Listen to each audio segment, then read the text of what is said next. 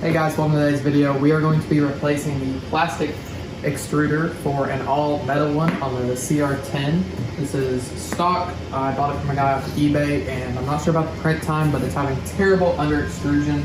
So I assume it's been pretty well used. So I'm going to go ahead and replace it, and I think that will fix my issue. Just as these printers work and print for hours and hours, that plastic just wears out and gets bad. You'll end up needing an all metal one. It's like 10 bucks. It's a really easy fix. All right, here's what my Benchy looked like before with the under extrusion problem. I was having that the dead gear, the gear that doesn't spin, it looks smooth, was slipping, and I believe the spring wasn't applying enough pressure. But this is this ghost Benchy I was getting from all this under extrusion.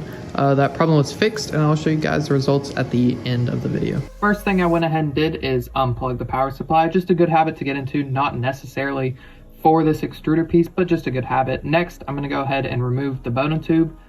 I totally messed up, should have removed the filament first. Remove your filament and then do this. I ended up just cutting the filament because I'd already unplugged my power supply and didn't want to crawl back down there to plug it back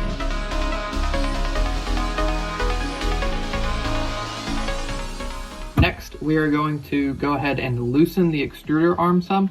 This will give us a little bit more play while we go to remove the spring. When removing the spring, you want to be pretty careful. Do it with pliers and be very gentle because you don't want it to go flying off, hit something, hit your eye, hit your face. As you can see, mine did go flying. I wasn't as careful as I should have been, but I did have glasses on, so it's all fine. Now we can go ahead and just take that extruder arm off.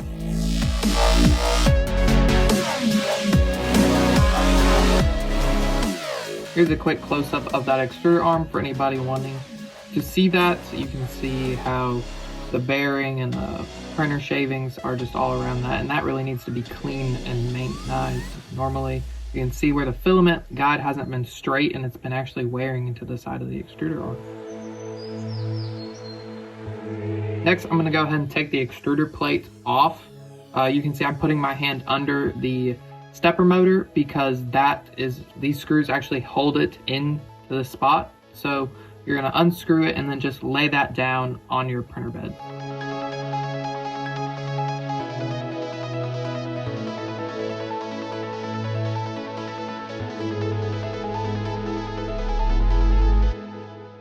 Here's a close-up of the extruder plate. Really simple, pretty much just a piece of plastic with that screw. Here is my extruder. You can see the gear doesn't look very worn, so I'm not gonna go ahead and replace it. No need for me. It really doesn't wear unless you have a lot of hours in. It's plastic and it's metal. Metal doesn't wear very hard. You can see all the printer shavings I have built up on this extruder piece because it has just been shredding my filament as I print. Okay, here is the all metal extruder from Amazon. You can see I'm gonna go ahead and pre-assemble the extruder arm here. It goes from the bottom. You'll have that little plate on the extruder arm. Then you'll have a bearing on top, and then you'll have this little washer, and then you'll have the screw. There's only one screw like this in your kit, so it should be pretty easy to find. See, what I go ahead and do here is I put the washer on the screw, and then I go and screw it into the extruder arm. I find that easier than trying to balance the washer, the bearing, and the extruder arm all at once.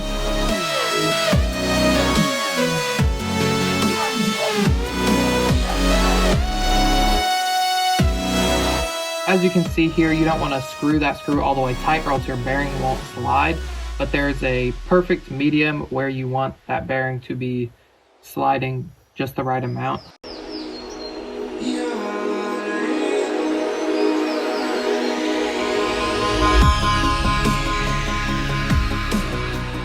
I tried to base mine here off what it looked like the old extruder arm had slipped. I'd marked on a Sharpie, so it made it pretty easy to see for you guys. It's just kind of when you flick it, it doesn't really spin like crazy, but it does spin nicely. So I just tried to copy that same movement with the new all metal one.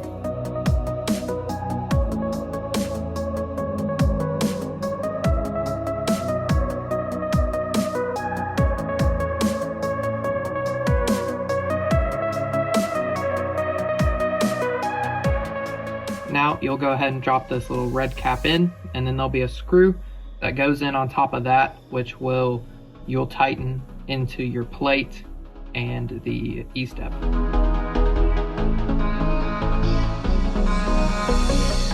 Now, if you did want to replace your Bowden tubing fitting, you can go ahead and do that now. Go ahead and put that on. I'm just going to screw the old one right back in. But those things do wear out with time, and is something you do need to maintenance.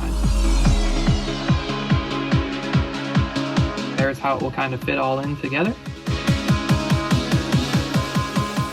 Now there's a special screw you'll want to go ahead and screw in first, because your extruder arm will actually go on top of that. It has this special little divot in spot, and the screw looks just like that divot there, and that will sit flush with the plate, and then your extruder arm won't wear up against it at all.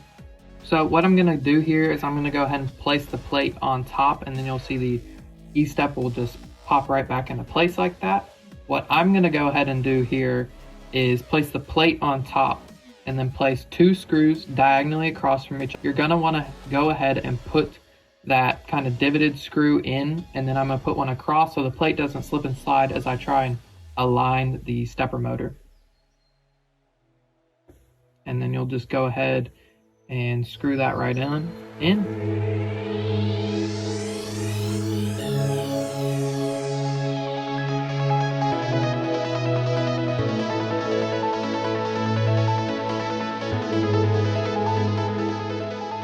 What I forgot to mention there while I was building it on top of that printer is you want to go ahead and put this screw in too. This will also hold your spring in place, and it's pretty hard to get to if you go ahead and put the extruder arm on first. So I went ahead and put that screw in.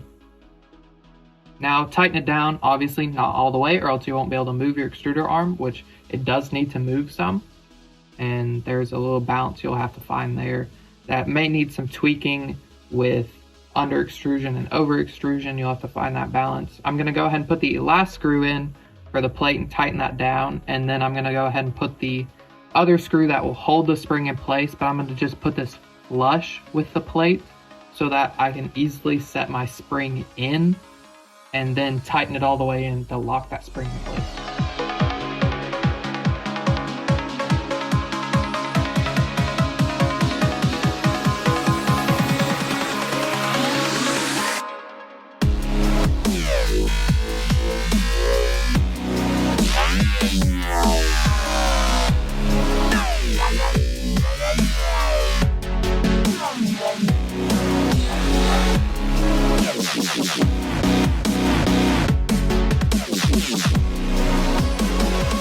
Next, I'm going to go ahead and put my Bowden tubing fitting back in, and I will go ahead after this, heat my nozzle up, remove that little piece of filament, and put a new one in.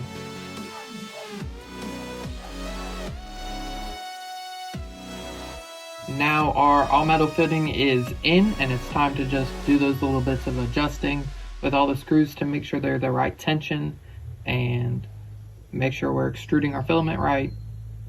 Okay, our all metal extruder is in. Next, we're going to go ahead and test Benchy real quick to make sure that we are extruding properly and that all the screws are of the right tension. Alright guys, here's the result from our new all metal extruder. I've got this weird little smiling band that makes the Benchy look like it's smiling.